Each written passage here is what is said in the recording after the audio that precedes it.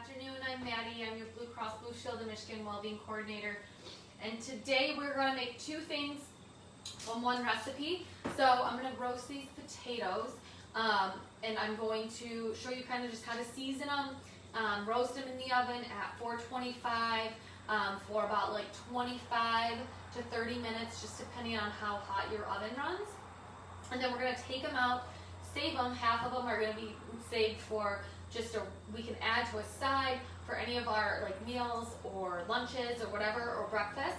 You can always throw them in with some eggs and some protein and mix it in that way, and there you have your breakfast, and you have a starch to kind of help with those carbs. And then also you can take these potatoes and throw them in and make a potato salad. So, little fun fact with potatoes, when we cook them twice, they become a little more starch resistant.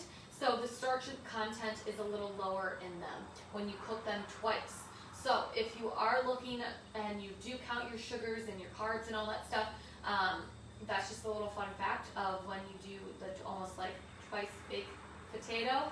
The second time around, it's the same thing with rice.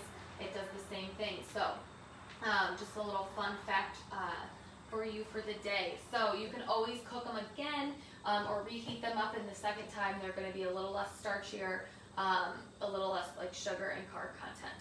So what I'm going to start with, I cut these up. I didn't cook them yet. I kept the skin on. You can always peel them if you don't prefer the skin, but I keep it on. And these are just yellow gold potatoes. You can use any potato that you choose. I kind of like these for potato salad.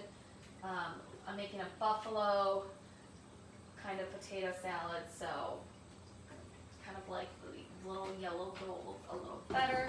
And you can always get more. You can make 2 pans of these, so you really are making bulk amount, especially if you have a big family. I always prep for like I have a huge family, which I don't yet, so I just kind of prep in the way that I'm always going to have extras and leftovers. So I'm going to take my salt, my sea salt, I'm sprinkling it over the top of it. I sprinkled my oil already in there. So you want to sprinkle, you can be very liberal if you want to, or you can kind of be conservative and always add more afterwards. So that was probably about 1.5 teaspoons of that.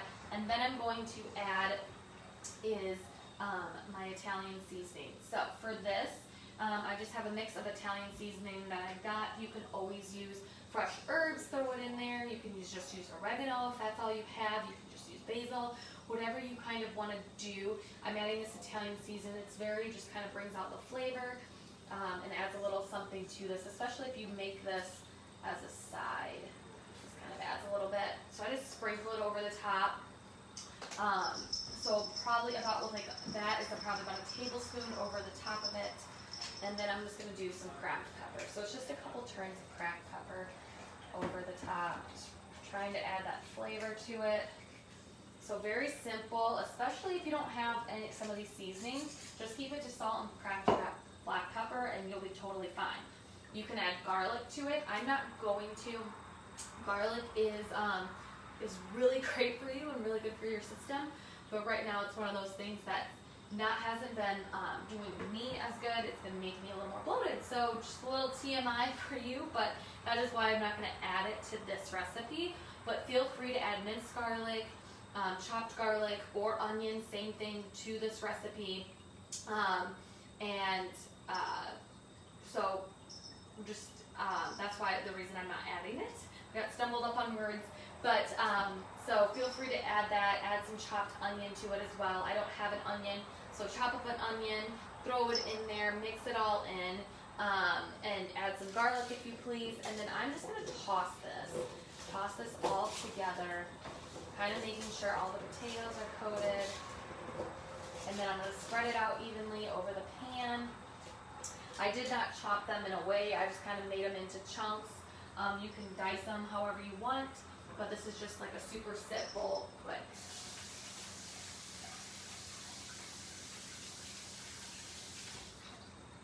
recipe. So we like to, these are just some other ideas that you can kind of take as you are making these sheet pan potatoes.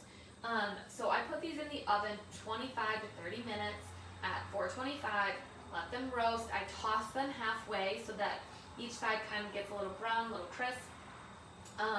And then if you want to make it like almost like a breakfast recipe and you're kind of like, oh, I really want a quick, easy breakfast, we take eggs and we will crack them over the top towards the end. So you probably want to cook the eggs for at least like maybe 8 to 10 minutes.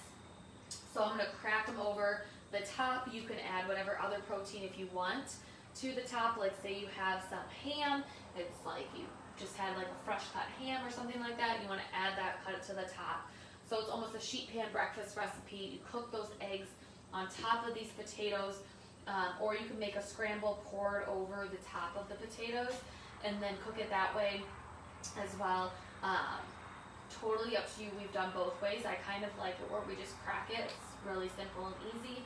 Cook it for 8 to 10 minutes, just until the yolk and the whites are a little bit cooked, so you can kind of check on that as well. So another way you can kind of vamp up this recipe and make it all in one pan. So these peppers are going to use for later. So what I'm going to do after I cook this, I'm going to cut it in half like I said, save the rest for a side dish, and then the other half is going to be a buffalo potato salad. So I'm going to make 2 things out of this. If you have and you want to make more than a sheet pan and make 2 sheet pans, go right ahead. It's going to make extra and makes it really good, and it's really something easy to add to a recipe or add to a meal, whatever you feel like you want to do. So then I'm going to cook this, and then I will come back, show you kind of how to make this buffalo potato salad, and so that will be part 2 of this recipe.